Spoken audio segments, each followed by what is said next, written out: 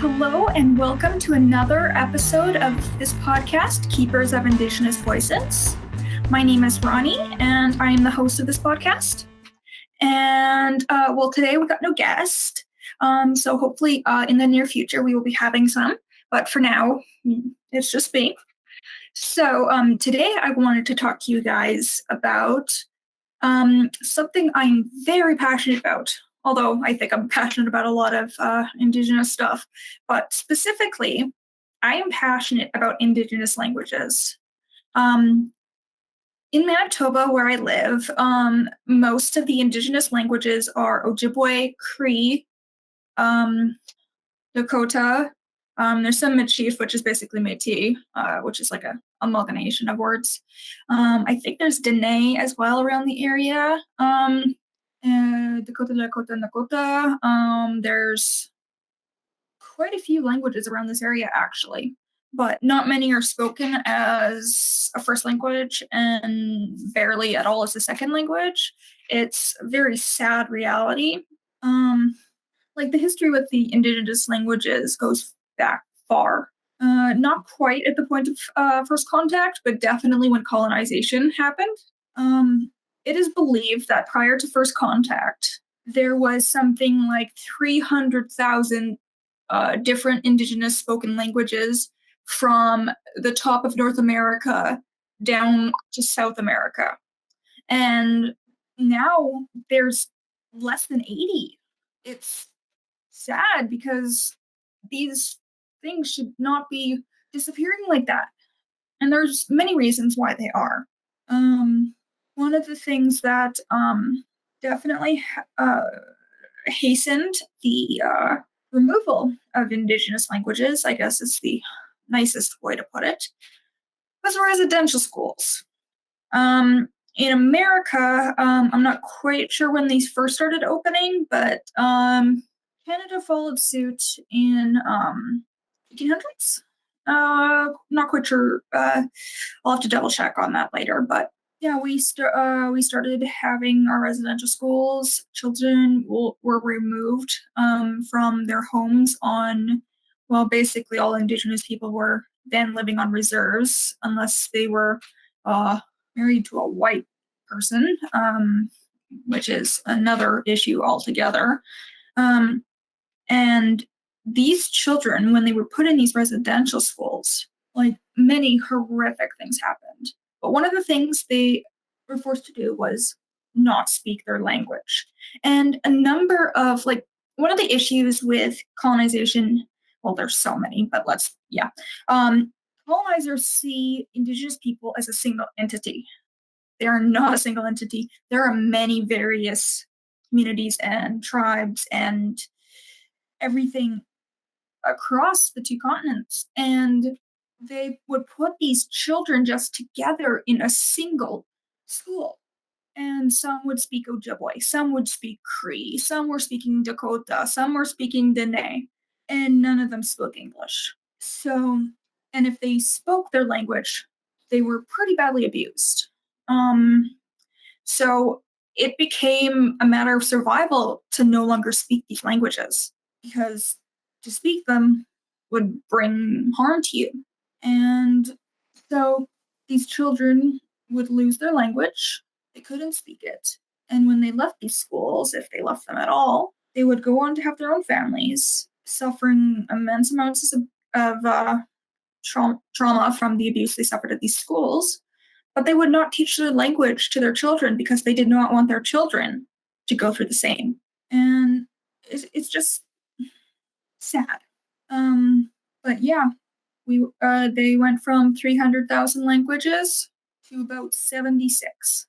And there are only about 4 languages that are spoken enough to be considered an active language. And Ojibwe and Cree are part of it, Dakota as well.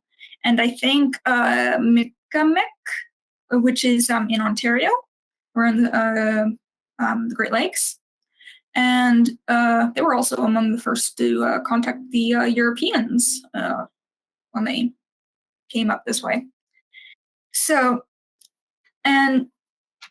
for me, I came to university quite young, quite naive. I didn't know much about my heritage beyond the fact that we were Métis. We hadn't gotten our genealogy done at that point. That happened later on for one of my cousins. But I took Native studies because they have the cheapest textbooks. And it's kind of a sad reality, but I wanted to keep things cheap. Also, the department is horribly small and it's always like, I think it's pretty like much the first department to get funding cuts. In fact, the past year, we finally received our first full-time language professor rather than a what are they called? Semester instructors, where basically people who are working on their masters or have general knowledge of the languages would be put into teaching positions at the university to teach these languages.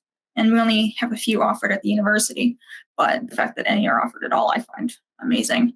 And yeah, this past year we got a Cree speaker who actually knows how to write in syllabics, which is something I want to learn a lot. However, his language is Cree, and while I'm okay with Cree and I find it similar to Ojibwe, Ojibwe is more my strong suit. The past year, not this past year actually, losing track of time. It's quite easy to do this past couple of years, it seems. But 2 years ago, almost, I was still a creative writing minor, and I took a pre-thesis class for creative writing. And I had taken poetry as well that semester, which I'd never taken before. And I was taking advanced Ojibwe, and I decided to put all three of those together. So I created a thesis with 17 poems translated into Ojibwe. And then I presented it in Ojibwe. And the fact that my family was watching was quite nerve-wracking. And I don't find myself to be a very good speaker because I can't really hold a conversation in the language, but I can write it, which is a bit of a weird thing considering it's not really a written language. It only became a written language, after colonization and after there was a resurgence of wanting these languages to be maintained. And with many Indigenous languages, I'm not sure if it's the same for all of them, but I know in Manitoba, a lot of words are very descriptive. Like they can hold many meanings, like they can hold a sentence within a single word. And that's hard to translate into English. So a lot of things are literally lost in translation. And trying to find the words are so difficult. Because, well, one, I have a brain that uses more enhanced vocabulary than most, but it's something I like grew up doing. So because like everyone in my family needed help spelling because of problems, and I became a speller, so I learned big words. My favorite word is pedantic, but that's not really related to this at all. But because I use such complicated language within my writing, in my poetry, in my article writing, in my stories, whatever I write, it's always more than it should be. For one class, I was told I was like marked down because I was using bigger words, I guess, and it had the comment of edit this because no one speaks like this. I do. So once they got used to that fact, they graded accordingly. But I'm a strange one, I think. But yeah, reading those poems in Ojibwe was frightening, but it felt fantastic. I'll probably have to read one for you guys at one point, but one of my poems, because of how the words are in Ojibwe to how they are in English, one of my poems was 3 pages long. So it gets a bit intense, and sometimes you don't find the right words, and sometimes there are many words for one word. It's sometimes a bit of a struggle, especially considering I never heard the language growing up. I never spoke it. Like, I think we spoke a few words in our family because of the Machif, but it was so ingrained in our French that it was hard to notice. But also, we have words that from like Cree as well mixed in, so it became very confusing. And Cree and Ojibwe, they're the ones I think I do the best in. Ojibwe is definitely stronger. I think I have a more of an ancestry related to Ojibwe than I do Cree. And I have no ancestry related to Dakota, and I took Dakota, and I had such a hard time speaking it. I found it to be a very guttural language. Like you really had to like speak from your throat, and I found that difficult. I actually told my instructor it sounded like Klingon because I'm a nerd, and he thought that was hilarious. But they have the same guttural syllables, but different language because obviously one's made up and one is part of a culture. So I struggled with Dakota. However, I remember the words a little bit better from them. Like kaya is turtle. I don't remember that one so much.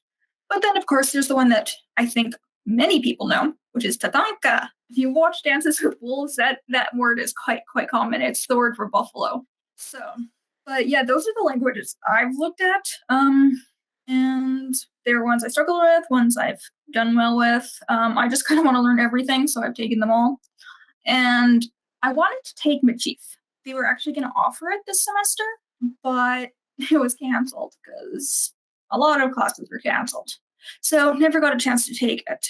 But I was actually discussing with my grandmother because when my grandmother went to school initially, she did not speak English. She spoke French, or at least what she believed to be French. But even I, growing up, I figured out that it wasn't quite French. It wasn't France French. It wasn't Quebec French. It was something else. And my grandma actually struggled to learn English at first, just because that's how it was. She actually would come back from school and teach her siblings English, so they'd have a better chance at school than she did. And yeah, so like languages are amazing. Personally, I am a linguistic person. Um, I like how words are formed. I like how they're formulated, but I'm never good at speaking them. So it becomes a bit of a challenge because Indigenous languages were never really written, not in the traditional sense.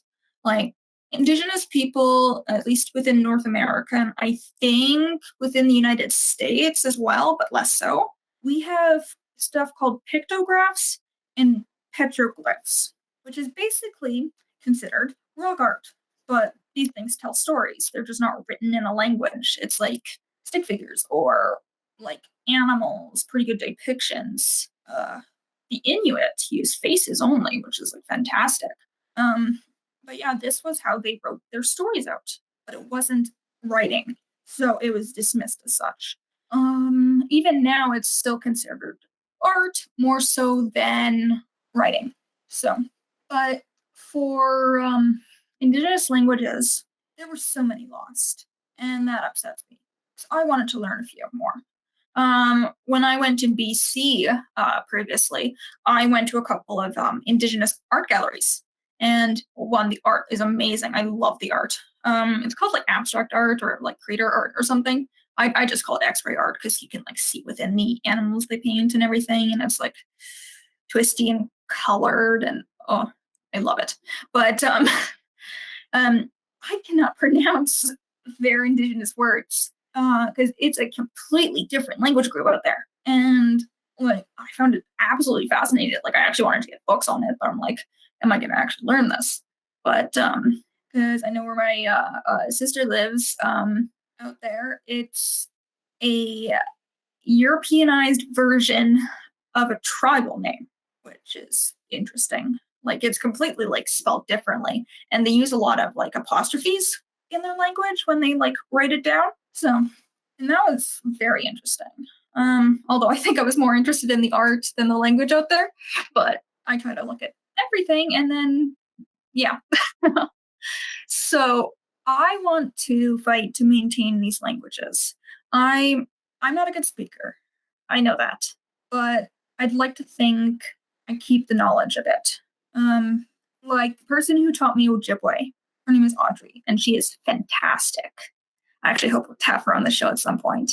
And like, I started out really slow in the language, but I don't know. After a while, it came to me a bit better, and she was always there to help out. And when I was writing my thesis, I just email her randomly and say, is there a word for this? Because I can't find it. And sometimes with these words, you'd have to not use the English word that you started out with. You'd have to find another word similar to that word and then find the Ojibwe word for it. Like I've said in a previous episode, when I was doing phrases for my class, I wanted to write the phrase, my mom sews masks for the pandemic. Well, that was a bit more complicated to try and find a translation. I could, translate my mom quite easily, mi mama, but sewing was a word, of course. I cannot remember it off the top of my head. But sewing masks for the pandemic. There was no word for pandemic. There wasn't even really word for disease, at least not one I could find. And masks. The words I did find that was related to masks were not what I wanted. Because it had to do with like tribal attire, and it's not quite what I wanted. But then I found the word medicine, and in some indigenous cultures, medicine is many forms. It can be speaking, it can be dancing, it can be creating. And my mom was making these masks and creating medicine to protect people. So it wound up being that phrase was, my mom sews medicine. A lot shorter than my mom sews masks for the pandemic, definitely. And somehow the phrase came across a lot better? So that was interesting to do. And I just want to keep learning these languages. I want to keep writing in them. I do want to try to practice my speaking because I can say the words, but I cannot hold a conversation in them. And it's a bit annoying. But yeah, so the fact that so many languages are lost, I feel like we need to hold on to the ones that are left. All of them, not just the ones that are commonly spoken enough to be considered an active language. The ones that are like trickling out.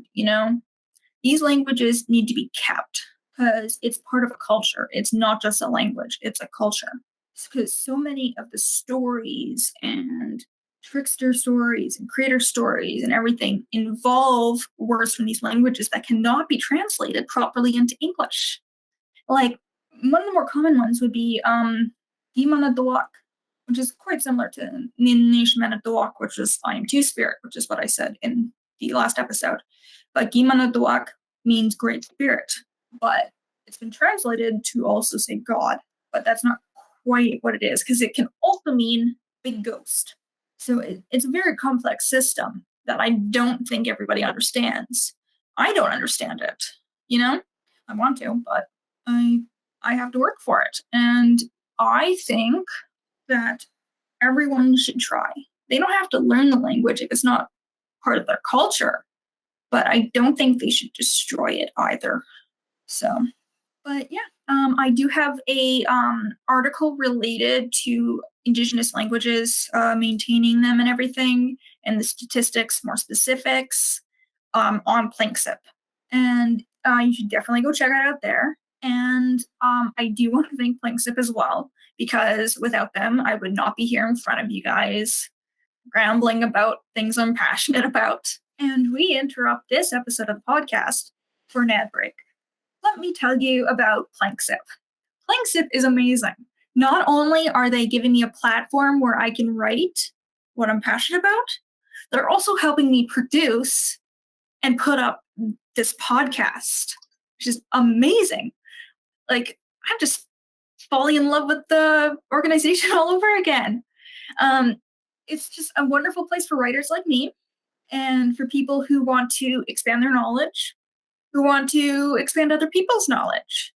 And the community I'm building within planksip is beautiful. It's something I've never really been a part of before outside of school. So having that now in my later adult life is just fantastic. And as a freelance writer and now a podcaster, I've discovered that I'm just working with one of the greatest teams ever, and they're over on planksip. It's giving me a chance to meet some interesting people. It's helping me learn to reach out to people within my own community as well to help me expand my knowledge for these podcasts. Because, as I've said, I love learning. I don't know everything, but I want to. And if you want to get your ideas out there, if this is something you're considering, then I suggest you guys head over to planksip, sign up for the membership, and be sure to let them know that Ronnie sent you. And maybe we'll collaborate in the future. Who knows? Now, back to your regularly scheduled program. And that was another episode of Keepers of Indigenous Voices. Thank you so much for joining me for this episode. I appreciate it. And I am also quite thankful to Planksip, who's helping me create and produce this podcast, as well as giving me the platform for me to voice what I am passionate about. And they've been so helpful since I've started with them, and they're just amazing. You should definitely go check them out. Link will be up there or down there. Not sure yet. We'll figure out in the editing part. I'd also like to thank the sponsor, Beef Ama Homes, who will hopefully be a huge part of helping with the housing crisis, not just across the reserves within Canada, but across Canada itself, especially with like the flooding that's going on in BC and the various poor housing conditions on some reserves. And they create homes, while they seem compact, are actually very well made, and they are just amazing. I don't quite know how else to put it. So thank you for joining me for this episode. Thank you to Planksip. Thank you to Beefama Homes. This is Ronnie, and I'll see you guys next time. Bye.